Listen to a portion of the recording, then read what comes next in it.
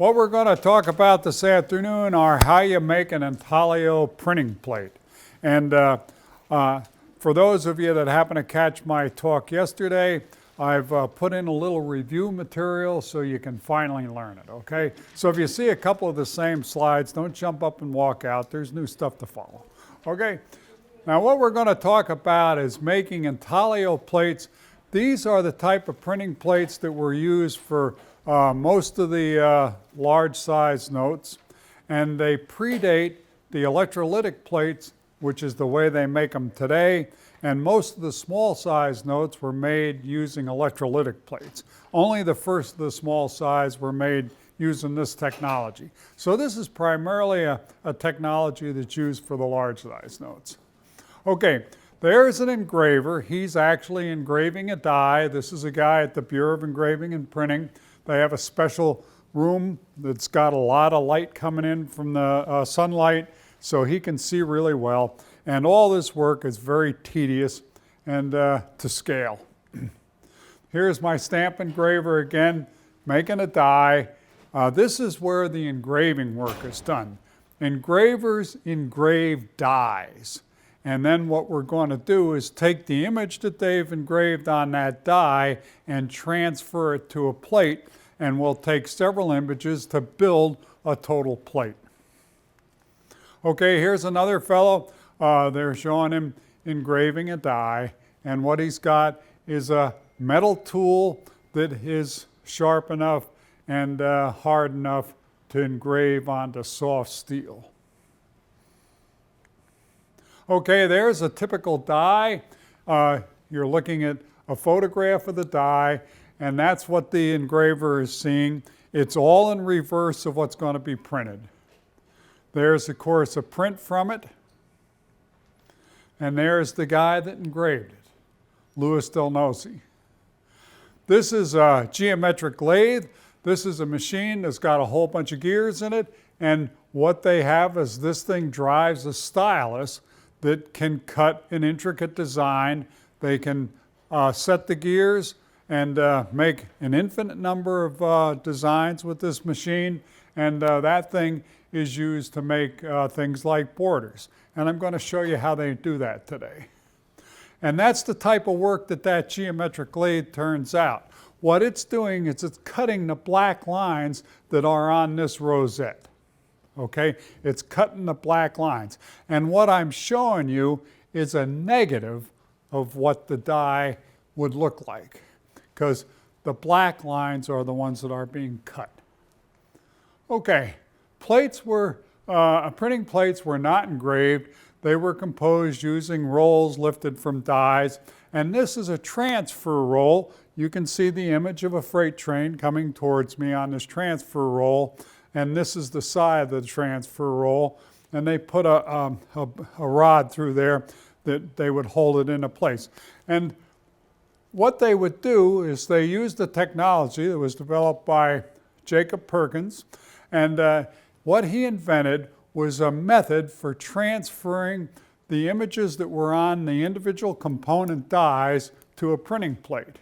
And what he invented was a transfer press, which looks like this.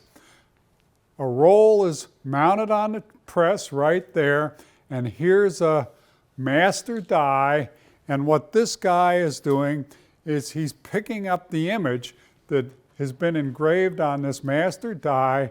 It's being picked up on the surface of the soft steel roll, and the way it works is the die has been hardened. The roll is made of carbon steel, which is soft. They roll the roll back and forth over the steel image, and it slowly picks up the image on the surface of the roll. Once they pick it up to their satisfaction, then they harden the roll, and once the roll is hardened, they can use that to transfer the image to a steel plate that is made out of the same soft steel. They get the image on the plate, they touch it up, they clean it up, and then they harden the plate. That's how we do this steel transfer technology. There you see a roll with the image of a $10 bill. This is the hardened roll, And what this transfer operator is doing is laying that onto a master plate. And there's the gentleman doing the job. This is Jack Ryan. He was one of the Citygraphers. That was the name of the guys that ran these transfer presses. And he's simply laying that image of the $10 bill several times onto a plate, and then they'll add the series and that kind of stuff, make a master plate out of it, and that'll be used to make additional plates. Okay, we'll talk about building one of these master dies or master plates. Here's a face of a $5 series of 1902 note. What they have done is they've transferred the image of Harrison onto this master plate, and then the Citygrapher has had somebody made a print for him so you could see how the work goes before he progresses any further. And you'll notice that all they got is his head and the outline. And they also have this lettering, which was put in before. And what they're going to do is continue to add things to this plate until they finish. Here's a multi-generation view of the same thing after they've done several transfers. They've added the counters down here. They've added his name. They've gone in and ruled in the fine background behind his head. They've added the wreaths. All this work, with the exception of ruling in the stuff behind his head, has been laid in using this transfer technology that I've showed you. All these pieces have been fabricated on component dies, and now they're laying it in to make the plate. Okay, and here's a generic faceplate for a $50 National Bank note, and you can see that everything is on this master die except the bank-specific information. Now, what we'll do is we'll lift the transfer roll from this master skeleton, and we'll be able to use that roll to make all the $50 1902 plates that are going to be made from here on forward. So the transfer roll that they lift from this is going to make all the 1902 $50 plates. They may wear one out. When they wear one of those transfer rolls out, they'll go back to this die and they'll lift another transfer roll. So maybe they'll make a half a dozen or a dozen transfer rolls over the life of the series, but this is the starting point for that. Okay, now the Citygrapher is going to take those transfer rolls, or that transfer roll, and he's going to use those to lay in the plates. And as he's laying in the plates, once he gets done with the images, he'll have to add the charter numbers and the bank-specific information from other component rolls. This is how we build printing plates. So that we start with this full-face skeleton die, and he'll take a day to make a plate. And when he gets done, all the bank-specific items are going to be on that plate, and there's the completed plate. So each of these elements is simply rolled in from component dies. Okay, we started with this. This is one of the component dies where they've given a letter engraver instructions. They want these kinds of pieces of information, so the guy makes a die up and he simply engraves all these items on there. And notice that they got them in here up sideways. There are all kinds of stuff. This is just information that they need to make faceplates. And this happens to be the die number. And they record that information, and when they have to pull out something for this Niles Bank, they know what die to pull. Okay, now what they're going to do is they're going to take small width transfer rolls, and they'll pick up that Abilene, Kansas, and they'll pick up that Niles, and they'll be around the side of the roll. And then when they need them, they'll just pull out that roll and lay it in. So there's the Niles note that they were interested in building. Here's the die, and here's the information that they lifted off that die for that particular face there. And you got all the rest of this information. Those are for other plates. So there's our die. There's the Abilene plate. And those are the two elements that they pulled off of that die for the Abilene plate. And you can see that there we got the Buchanan plate being built. This thing is just a work in progress. Several rolls were lifted off it, and those rolls were used to lay in these faceplates. And that's how they were building these things. They didn't have an engraver engraving that stuff on the plate. It's all transfers from component dies. Okay, now here's an interesting proof. This is a proof for a note from Pottstown, and you see all these numbers all over it. And what are those numbers? Well, what happened was the Pottstown Bank had a title change, so they had to make a new plate for it. So they started with a new generic face, and what they did is they created this new plate for it that has the Citizens National Bank and Trust Company, all right?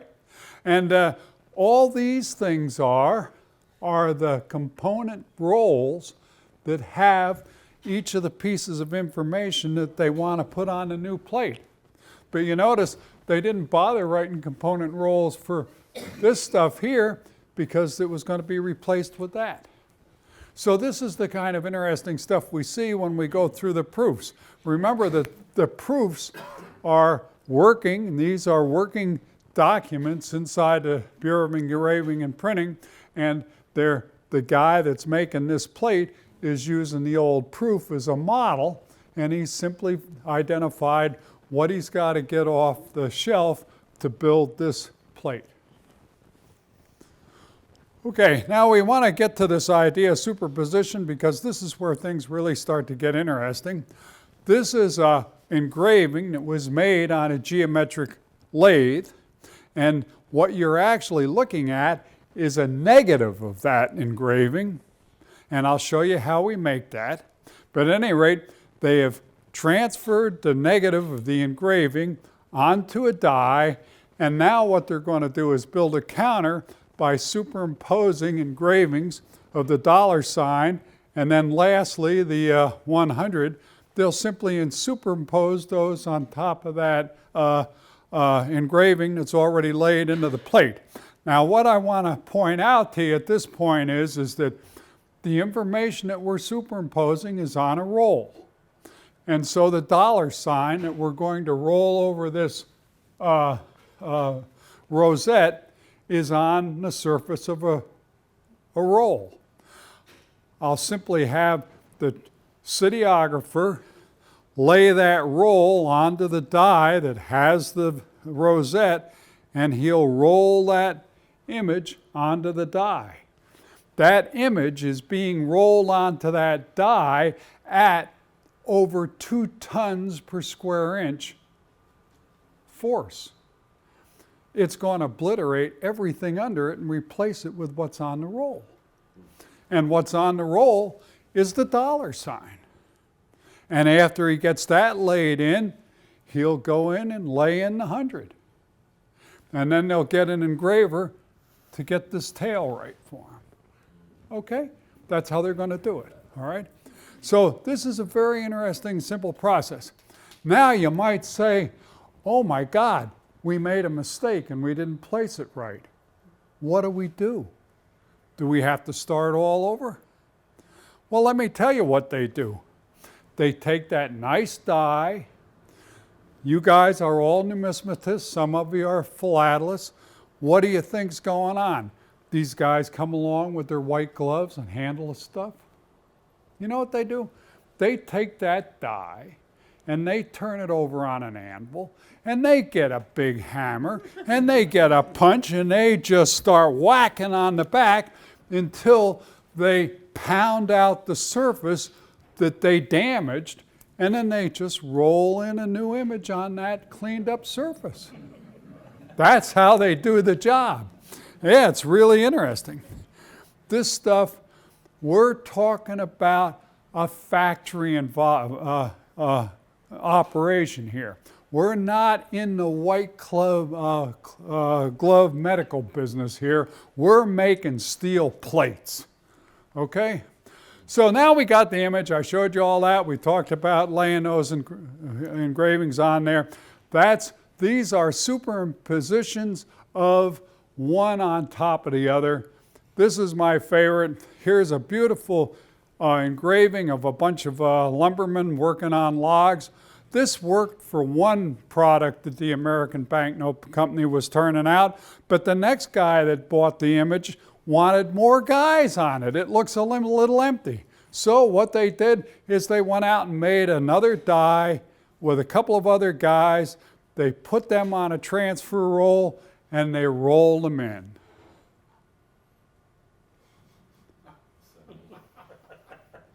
There it is on the original contract where they were making the notes for the Banco del Estado de Chihuahua.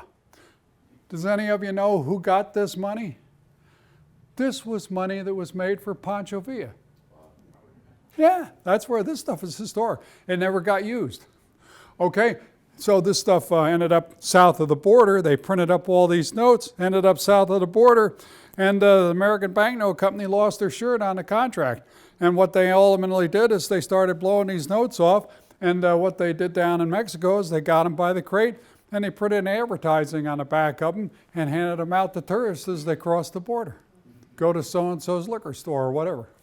Yeah, it's great collectible. The collectible are the handbills they gave away.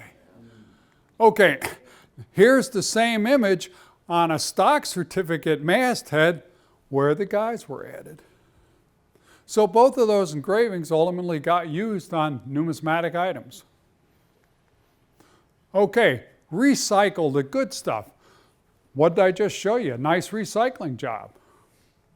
Here's a beautiful counter that's on the back of the Pancho Villa 5s. That's a wonderful counter.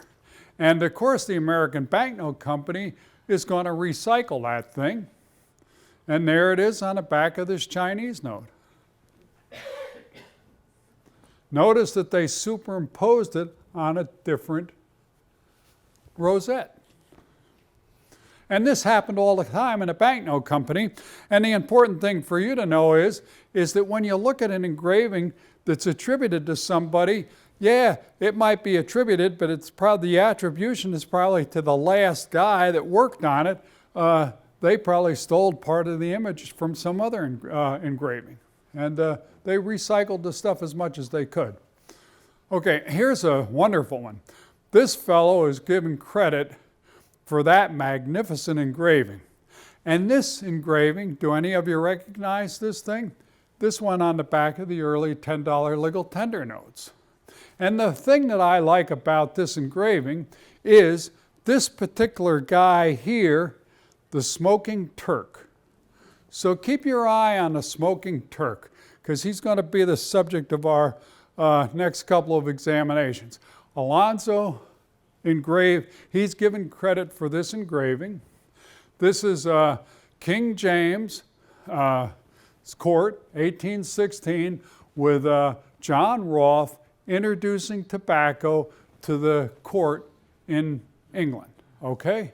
And so they got a guy to demonstrate that you smoked this stuff, all right? And there's our Smoking Turk. Now here's our guy, Louis Del Noce again. He's given credit for that fabulous engraving, which is the Smoking Turk. And if you look at this, it's a little different than the other one. The pillow is different, the material in the room is different, and the puff of smoke is different. And one of the things I love about this engraving that Del Noce made is look at the chaos in the room. What's the guy smoking? Yeah. Now here's the original application for that engraving on the $10 legal tender note, and there's my Smoking Turk, small puff of smoke coming out, and he's surrounded by the king and all that respectable court. Here's one of the first uses that they made of Del Noce's rendition of that. They used them for the 3-pound tax stamp, okay?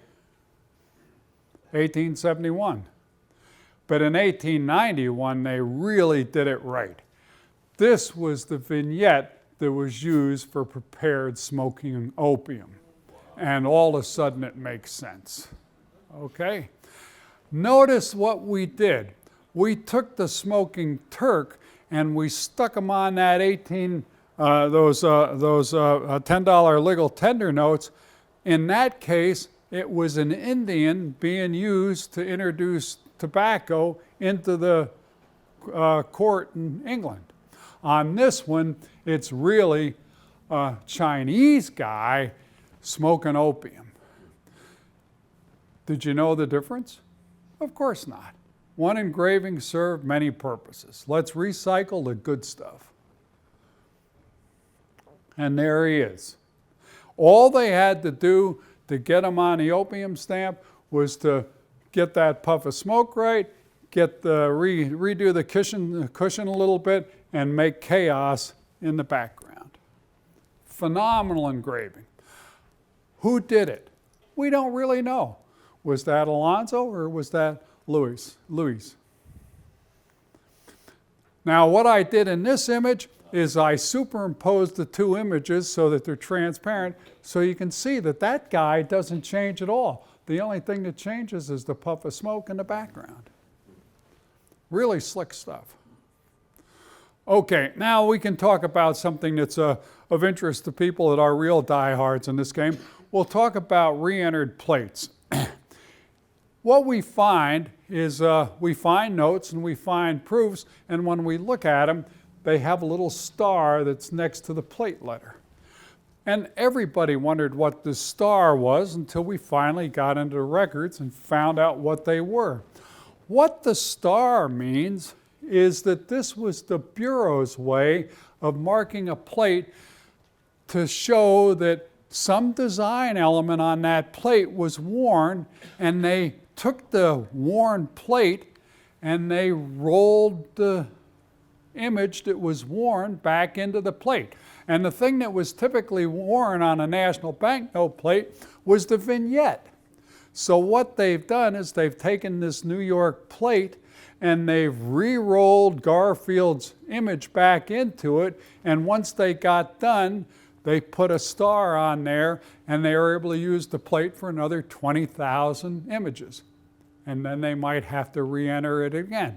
So these little stars next to the plate number or letter meant that they re-entered some element back onto the plate. Okay. And they did this between 1878 and 1896, and it became so routine they stopped putting stars on a plate, and now you don't know whether they re-enter them or not because they don't have stars next to them.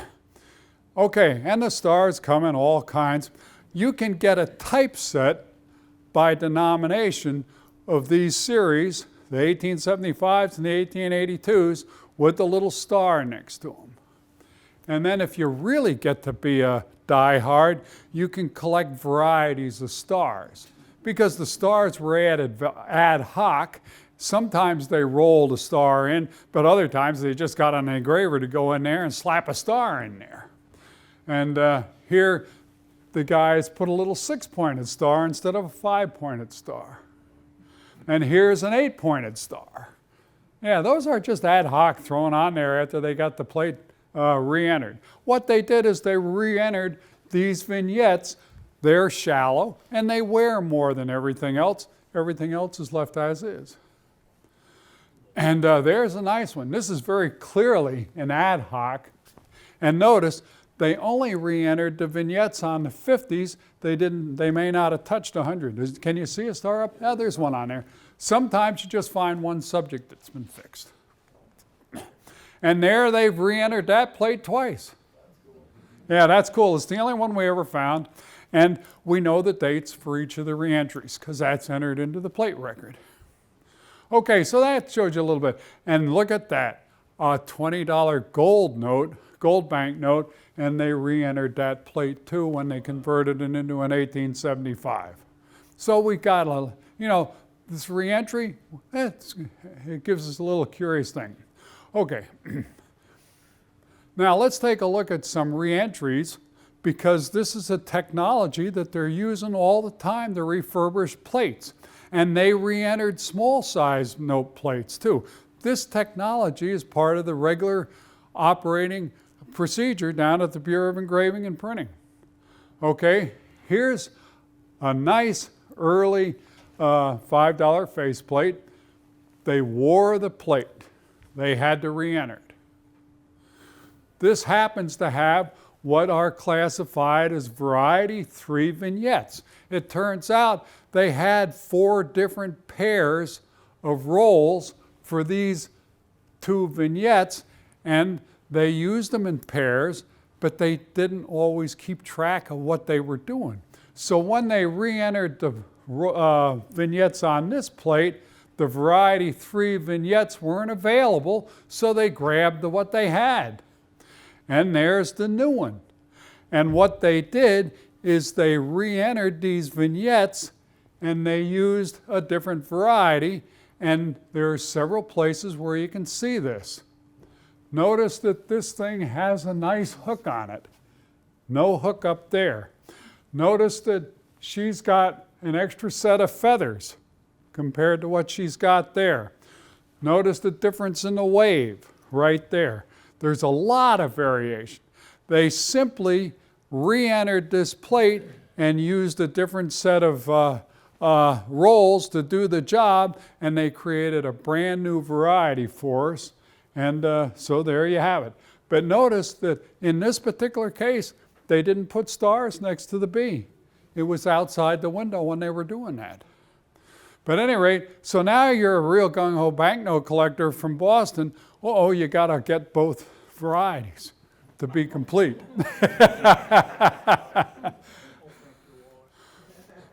Now, what they did in this particular case to make your job easier, when they re-entered this plate, they also changed the Treasury signatures to the ones that were current at the time the re-entry was made. And they did that once, and this is the plate they did it on. Usually they left the signatures the same. Okay, here's another case of that. They had 3 different rolls for the Battle of Lexington. And this one was made, when the territorial plate was made, they made that with a variety 2 vignette.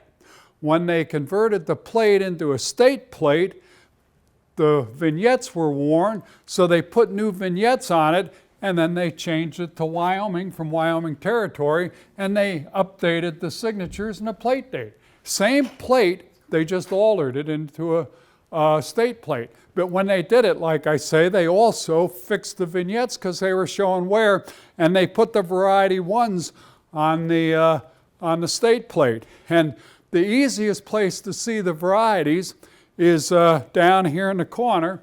You see that 75? That 75 is on the painting that they lifted the picture from. And on this roll, they carefully removed the 75. It's part of a date. It was 1775. Battle of Lexington. But anyway, new variety. Here's a wonderful re-entry. The plate was worn. These 2 stamps were worn. So they rolled in new ones. But what'd they do? Wrong denomination. Oh, that's great. Isn't that great? That's awesome. Yeah, that's absolutely the berries. Okay, I'll show you another. Now this has nothing to do with re-entries. These are the famous hidden stars. Collectors, you know, collectors are amazing. A collector, he's one of them.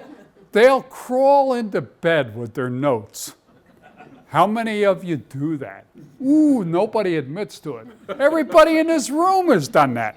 You crawl into bed with your notes and you start going through them, and all of a sudden you see something. I know he's done this because he found varieties that we collect now. Anyway, what happens is collectors are looking at their notes in minute detail, and they come up with stuff like I'm about to show you. What happened is that for the series of 1882, they had a set of $10 and $20 master dies that they used to make printing plates. They had a $10 plate and they had a $20. These were generic masters, and they were lifting rolls for those. And as the rolls wore out, they would make new rolls. Well, after they finally did this a half a dozen times, they finally wore out the master die and they had to replace it. So what they did is they took the last set of rolls they had and they laid in a new die. And then they fixed that die up, and that turned out to be the second set of master dies. And they did this. They began a $20 plate, the new 20, they began to make the die in 1896, and they finally finished it in 1900. And that was a new die. And what they did is they made this die that you're looking at here. And what they did with that die was they wanted to put a secret mark on it to show that any plates made from it were made from this new die. And they did the same thing with the 10. They started the $10 plate a couple of years later, but they finished it in 1900, and they paired these two. So these are the two new master dies. And what they did is they put these little stars in this plate. They're little secret marks. Yeah, that's neat. And collectors had found those. Here's the secret mark on a 20. This one is up in the upper right corner. This is down in the lower left corner of the 10, okay? So they put those secret marks on there. Those are secret marks for the benefit of the engravers. That's what they're doing this for. But collectors spotted these things. And I remember when I was first in this game, about 1967, 68, something like that, guys like Dean Oakes would come up to me and, what are those stars about? We wondered about these. And Doug Walcott was absolutely fascinated by these stars. And Doug got in there to the proofs, and he started zipping through the proofs, and he found the changeover proofs between when they stopped using or started using stars. So we knew the time frame. But Doug didn't know what they were. I didn't know what they were. And poor Doug died. He died at the A&A down in Florida, or a fun show down in Florida. Right after he died, I went up to Washington, went to D.C., and we'd been talking about this problem a couple of days before he died. I went up to Washington, and I got in the National Archives, and there were all these ledgers. And I walked up to this line of ledgers. There's 400 ledgers. And I put my hand on a ledger and I pull it off to see what it was, and I opened it up to a page, and the page was a list of the dies that had been engraved in chronological order. And in 1900 there's an entry for a new die, and I had the answer. 5 days after Doug had died. Who do you think guided my hand to the right by him? There's the full engraving of the Battle of Lexington with the date, okay? And what they did is they took this engraving. This was made by the American Banknote Company.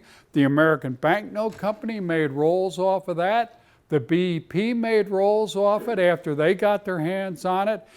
But when they would make a roll, sometimes the engravers would alter it just a little bit to fit the situation. And what they were going to do is they were going to make vignettes that had counters on them.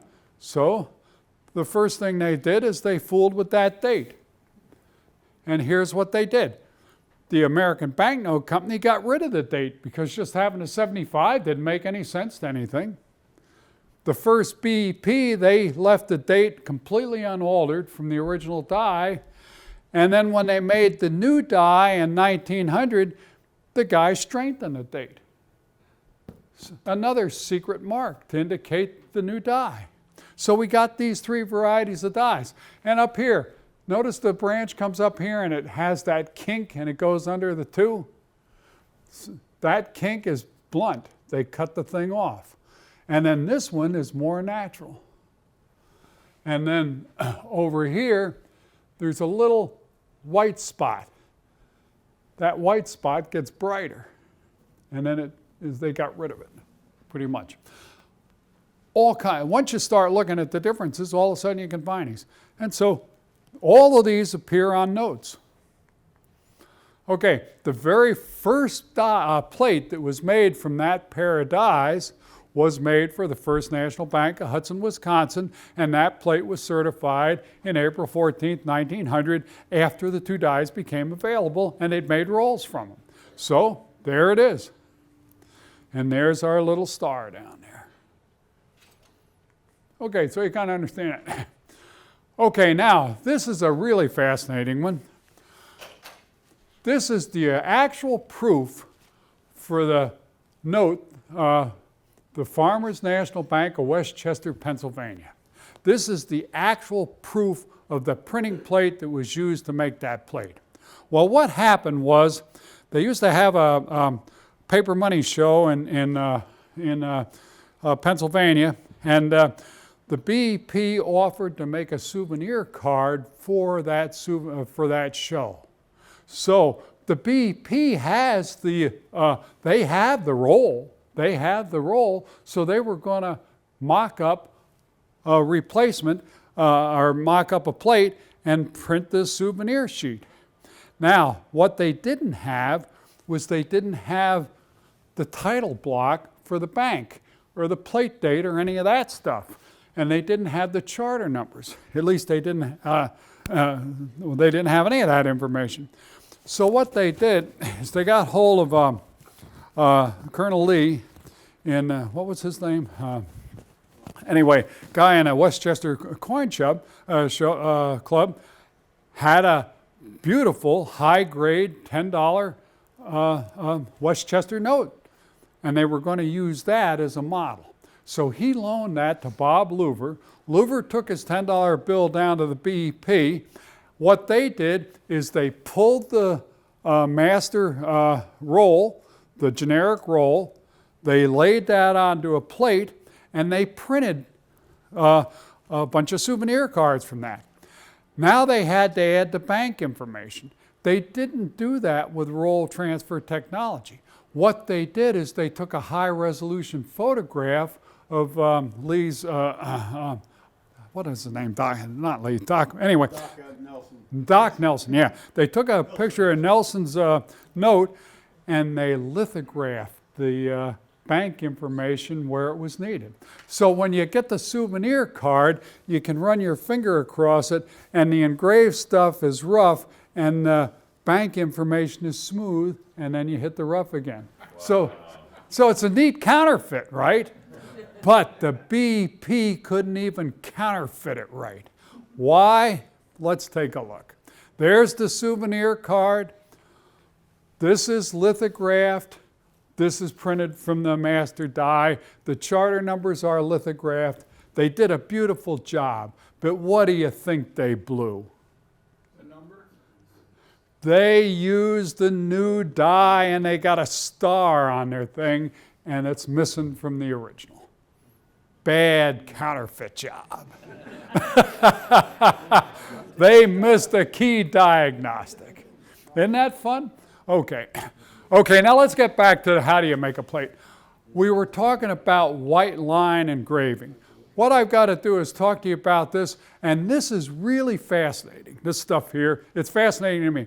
Here is what we call white line engraving.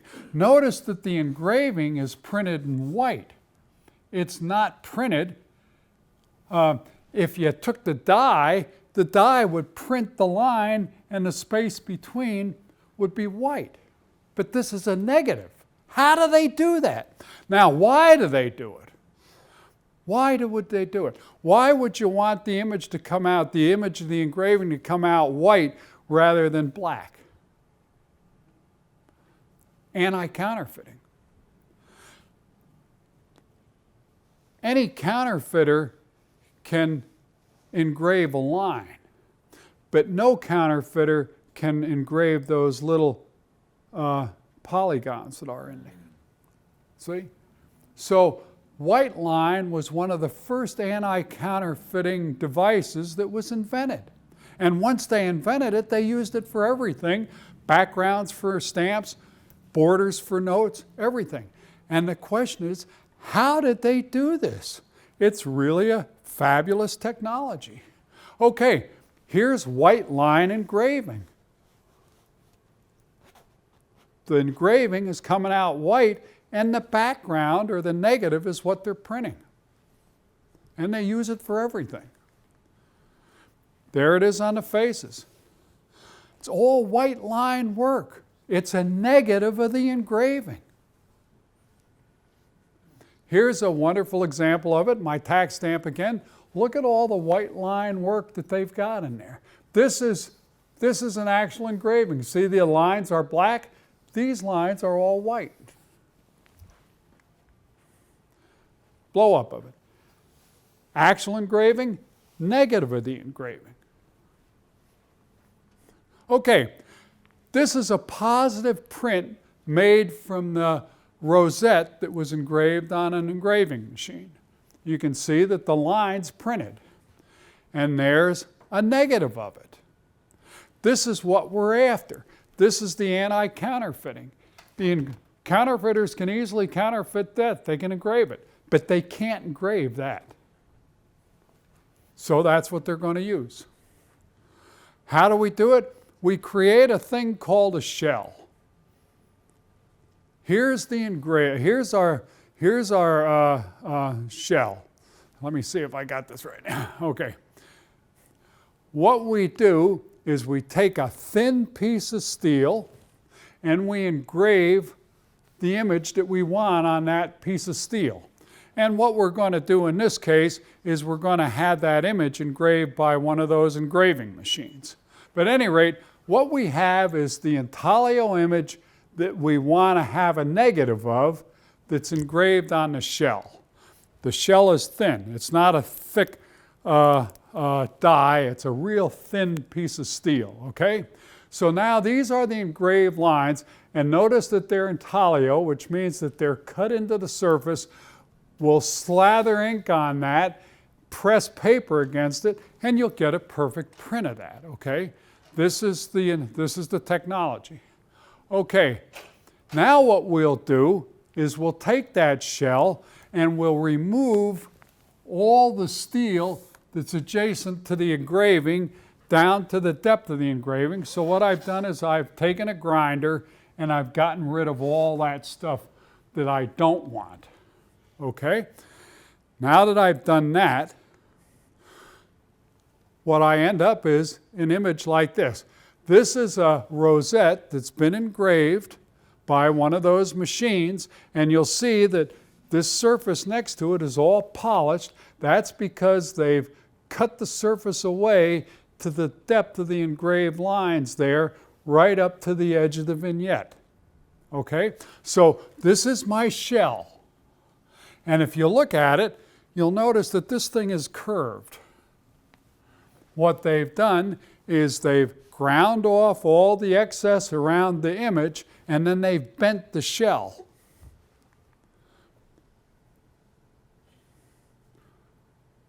So the engraving is now raised on the surface of this thing. They now bend the shell. Here's the engraving sitting on the surface of the shell, and this shell is bent to an arc that'll nicely fit on a blank steel roll.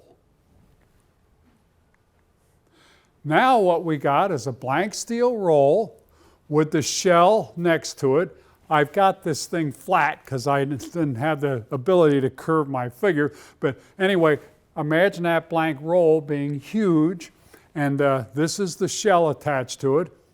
And what I'm going to do is take this shell and I'm going to roll that against a new blank flat steel die. So I'm going to take my transfer press and I'm going to push that down here and I'm going to rock it back and forth and I'm going to put that image onto this die.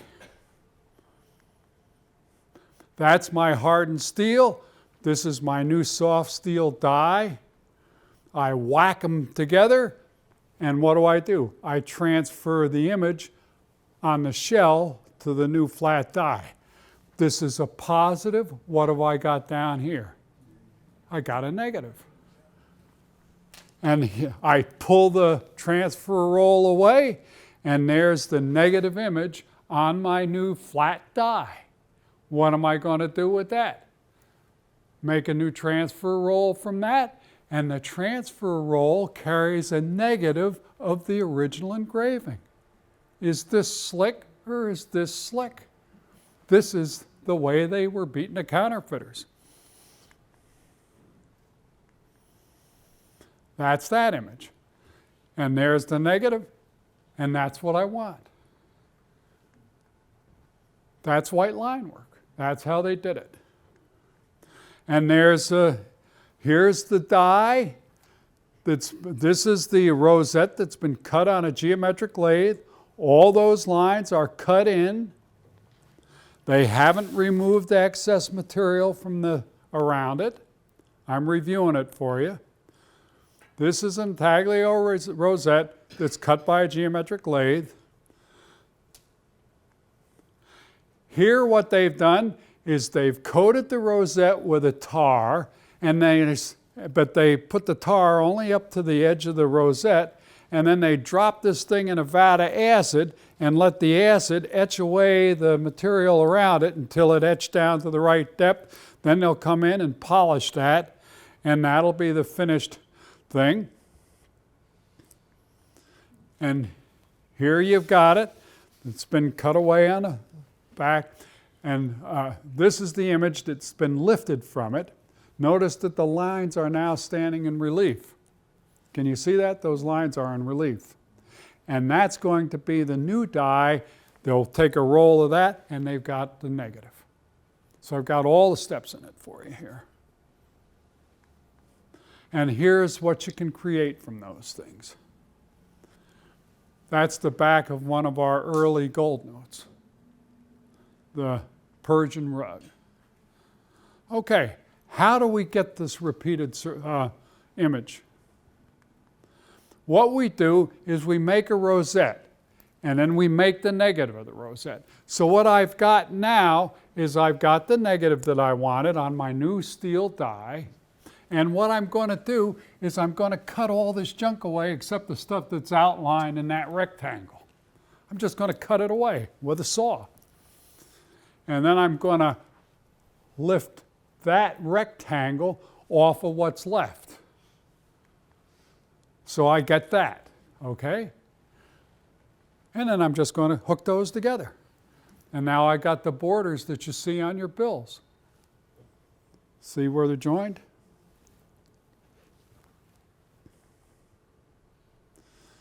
Okay, so now you know how they do this work.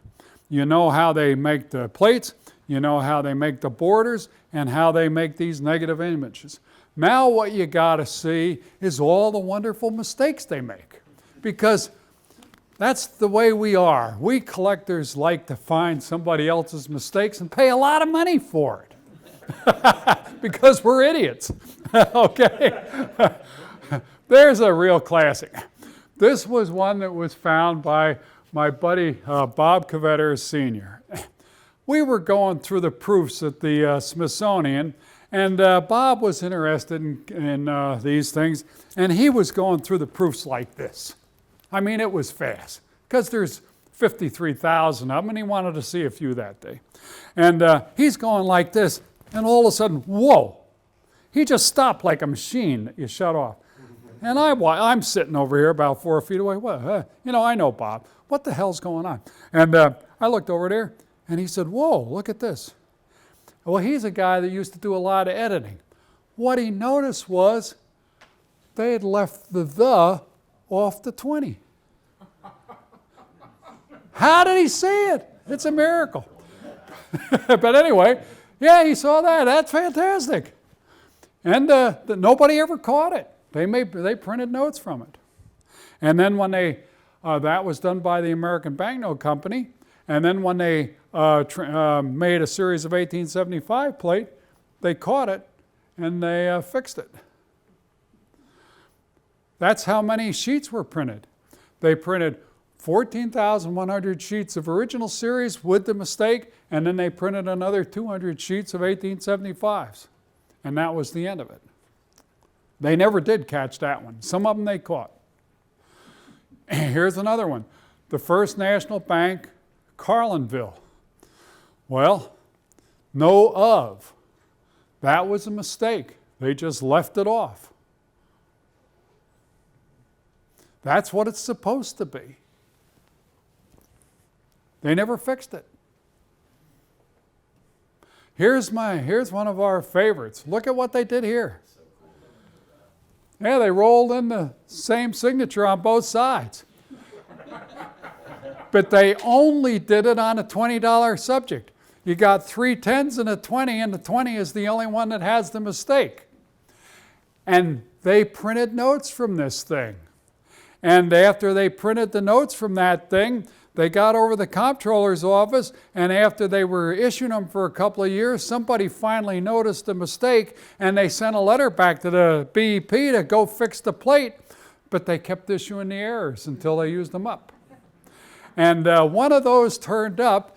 The only one that's known went through the Grinnell sales in 1946, and that error was one of the highlights of the entire sale, and it competed more strongly than the territorial notes that they were selling. They issued 3,600 of them. Okay, here's a favorite. This is a 1917 $1 legal. Big deal. Register and treasure, okay? Look at what they did there. They switched them. Giving us a new Freeburg variety. The plate went to press. They're out there. Guys like Doug Murray go find these things when they're walking around a Boris room. And you just sold it to them for 20 bucks.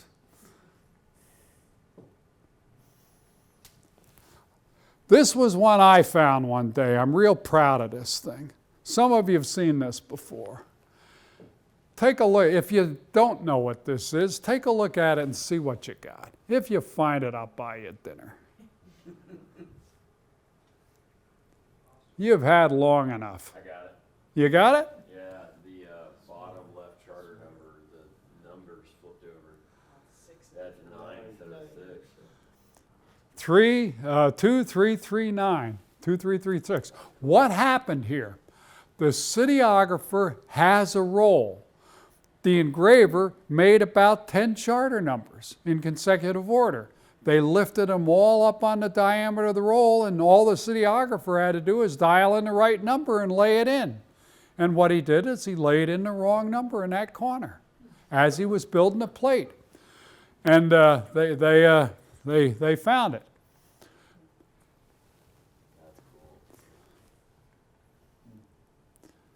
They printed 870 of those on the first printing with the error, and they issued them. Yeah, that's a sleeper. Nobody's ever found one. And there's the plate. This is the replacement for the, this is the plate that has the error on it. And you can see what they got X's by this stuff, where they went to find the rolls so that they could lay it in and fix it. And there's the plate that's been repaired. And it wasn't that hard for me to find this thing because somebody wrote error and charter number on the side.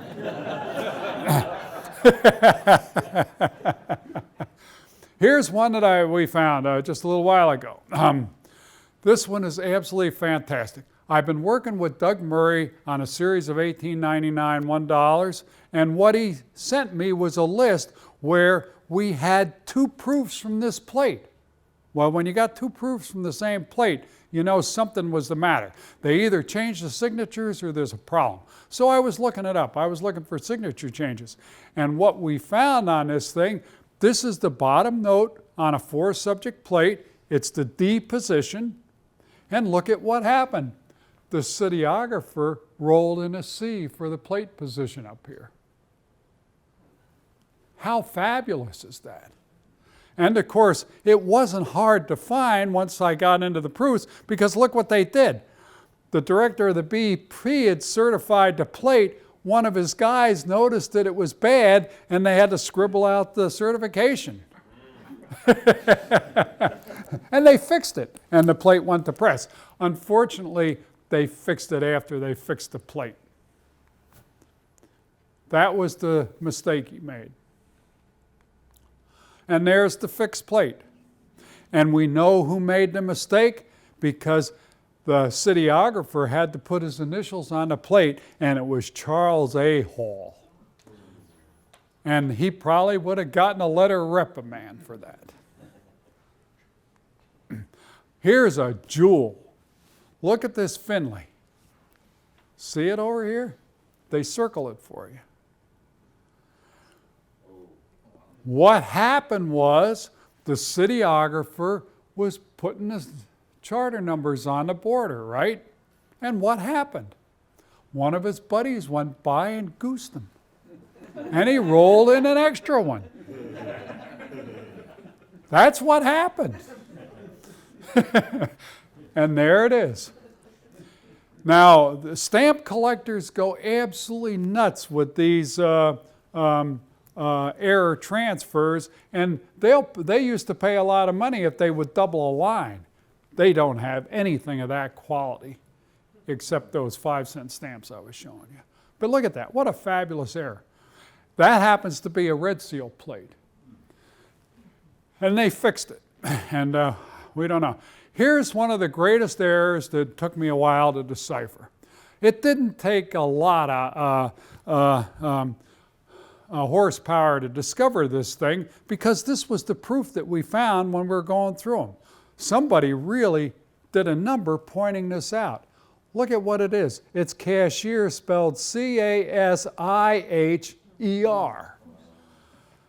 How the heck did that happen? Yeah, that one is so off the wall. But if you study it, you can figure out what happened. Notice one thing that this thing has is they have engraved signatures on this.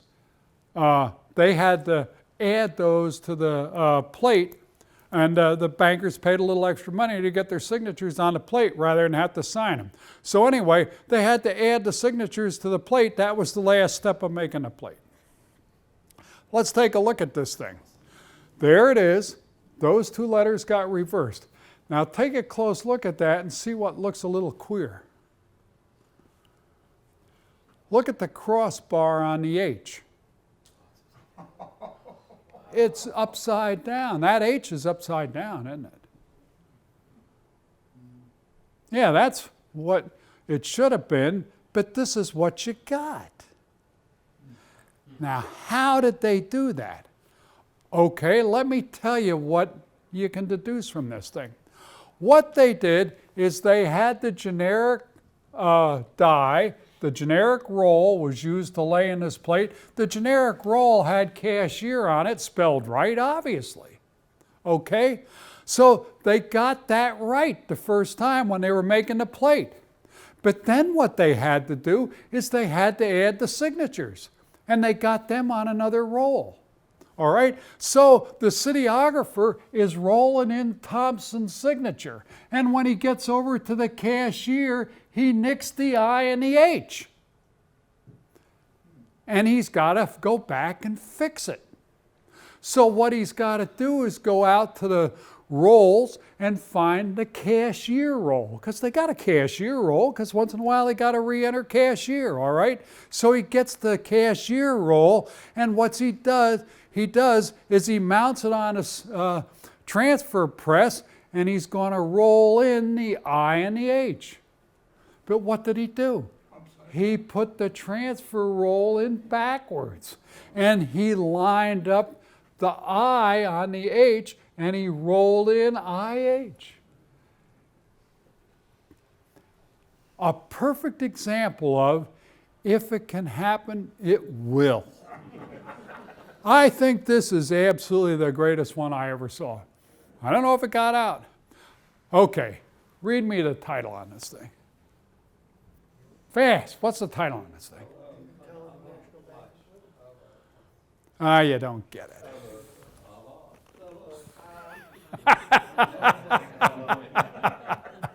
Yeah, that's fantastic, isn't it?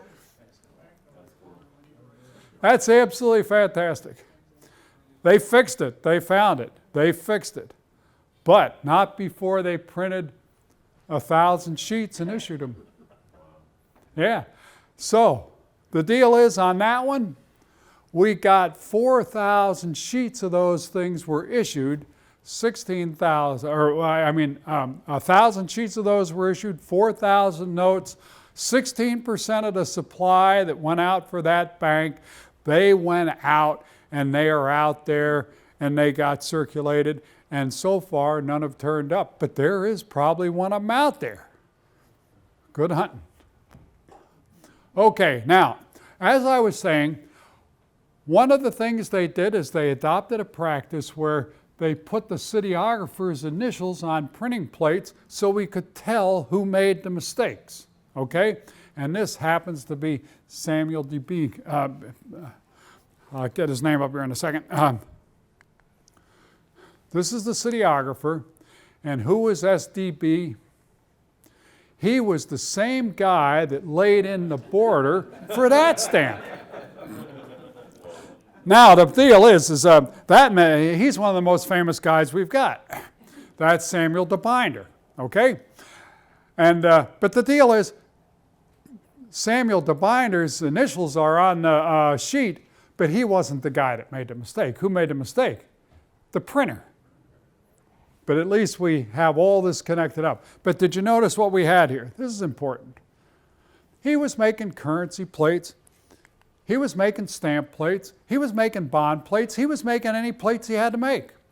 The technologies we're talking about are the same technologies the philatelists have to worry about. And if you collect bonds or whatever you want to collect, these guys, all this stuff is being made in the same shop. And the important thing there is that if we're going to learn anything, the first place we might as well go look is the philatelic literature, because those guys already worried about it because they were doing this well before people were collecting paper money.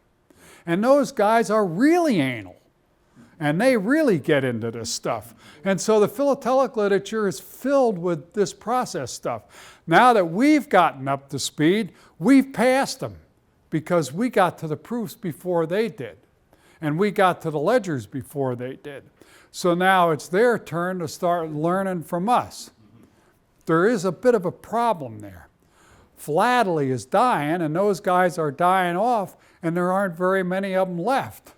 And a lot of them that are left don't particularly care about this stuff anymore because they're just trying to find somebody to buy their stuff.